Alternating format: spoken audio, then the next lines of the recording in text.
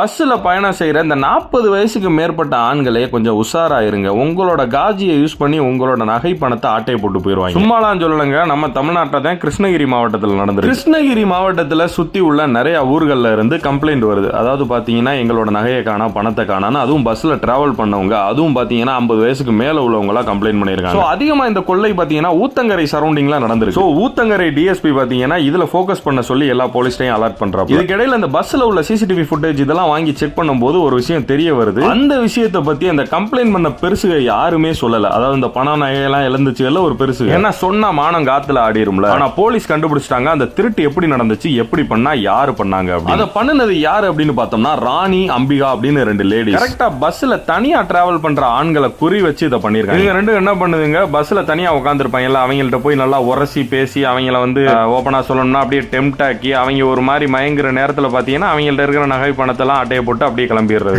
இவங்க வீக்னஸ் பயன்படுத்தி அதுக்கு நல்லா கையாடல் பண்ணிருக்குது. அதாவது இவங்க 5 நிமிஷம் சந்தோஷத்துக்கு அப்படி இப்படின்னு உரசி பேசி 5 பவுன் நகையெல்லாம் ஒரு ஆள் பறி கொடுத்திருக்காப்ல. அப்புறம் போலீஸ் பாத்தீங்கன்னா அந்த சிசிடிவி ஃபுட்டேஜை வச்சு இந்த 2 பேரையும் அரெஸ்ட் பண்ணி நல்லா விசாரிச்சதுக்கு அப்புறம் என்ன சொல்லிருக்கு அப்படின்னா, இந்த மாதிரி தான் நாங்க வந்து அவங்கள மடக்கி அவங்க ஒரு மாதிரி டெம்ட் ஆகி ஒரு மாதிரி மயங்குற நேரத்தில் நாங்க ஆட்டையை போட்டு கிளம்பிடுவோம் அப்படின்னு அந்த பொம்பளையிலே ஒத்துக்கிட்டு, சரி அதுகள்ட்ட பறிமுதல் பண்ணி அந்த 6 பேர்ட்டையும் நகை பணத்தை ஒப்படைச்சிட்டான்னு வச்சுக்கோங்க. அதுக்கப்புறம் அவங்க வீட்டுக்கு போய் எப்படி சமாளிப்பாங்க, இப்படித்தான் பணத்தை பறி கொடுத்தேன்னு சொல்லி.